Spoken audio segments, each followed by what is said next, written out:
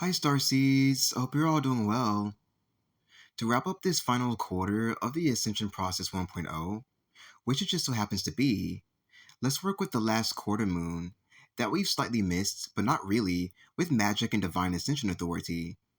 To wrap our heads around some good intelligence flying out of it that happens to be available to be received and sponged up through our craniums to feed our drained out imaginations back to better health and functioning again.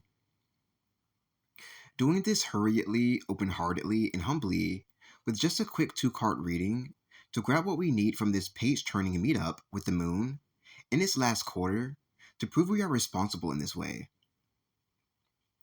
Let's go over really quickly what the last quarter moon even is for us Starseeds, which came on March 22nd and 23rd, then came back today, the 26th, with glad luck, in order to be more efficiently prepped before we dive full in together, shall we? The last quarter moon is named this due to the phases in that makes it appear partially lit up in the sky by three quarters. It isn't here just to look pretty, interesting, or to change its phases for no reason, however, as it shifts to this in order to broaden our hearts, perception, awareness, and depth of understanding, etc., to higher levels for our ultimate freedom of ascension, to loosen up our egos, to actually heal three quarters of our starseed heart, which I find so interesting, representing the moon automatically and very surprisingly in addition, whenever it is around. From all past hurts, self inflicted wounds, embarrassing situations, nostalgia episodes, limitations, unwanted situations, theory disagreements, karmic attachments, and karmic scenarios in general, bad outgrown memories, hiccup attraction, and heartbreak if we intend this. Basically anything and everything, coating our skin with gunk from the past, and keeping us bound to the age of Pisces timeline of waste and primordial much longer than planned or necessary. For this was put in place to keep us down and out for all eternity, and separate from the new earth, real earth paradise, our hearts, souls, and essence belongs to the most at this time, in our homeland's era. So, let's decide to go all the way back to this dimension we're really from, to immerse ourselves back into this climate, these clothes, this skin, then turn around to show it off to everyone who naysayed us so daringly before their heads clucked back to sanity. All of this will surely be achieved and retrieved throughout the background of the entire reading experience and journey to reap full advantage of this given last quarter moon's effects to us, as well as to close down chapters of our lives from 3 weeks prior mystically, just as we are, very helpful throughout a newborn Starseed's ascension process and new growth experience.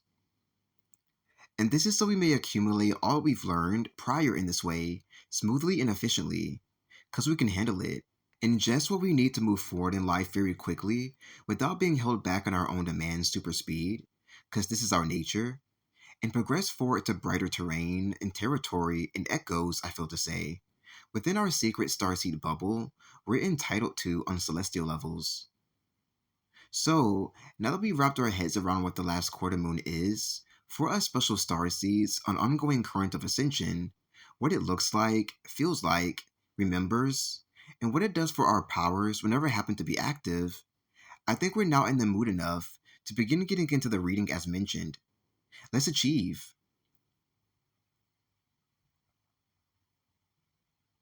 The card above us for this reading, to remind us who's truly in charge, is the Rustic Seven of Swords card.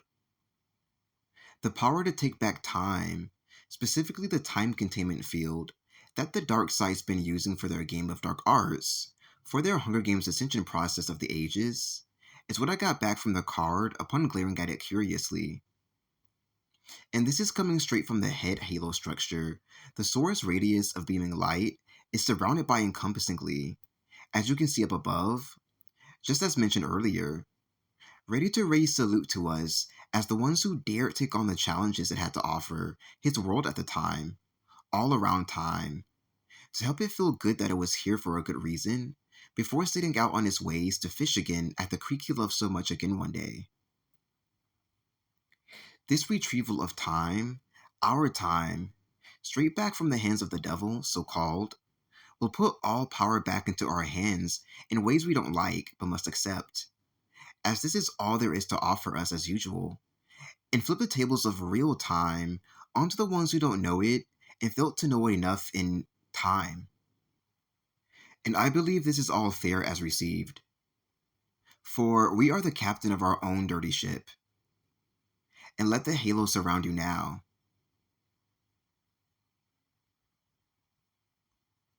The card to show the way for us in neat young starseeds is the willing and experiential Seven of Pentacles. Done being sacred geometrically fucked with is the word and deal I got from the sacredly pissed off fairy pattern in the image, and Spotlight's matter, managing itself well as good as it can, and just as it can, well because it's supposed to. This goes for all the sex kittens, sex bunnies, sex dolls, and sex optionals, and plays for the arena who just couldn't be here in time to make it to the show, as usual. And now they are free to be me. And the sacred geometrical pattern can have as much sex as it wants. And that peaks off the promised land I promised you. I hope this cup was plenty bountiful, that I also promised would overflow until it floweth over. And the last quarter moon hopes to that as well.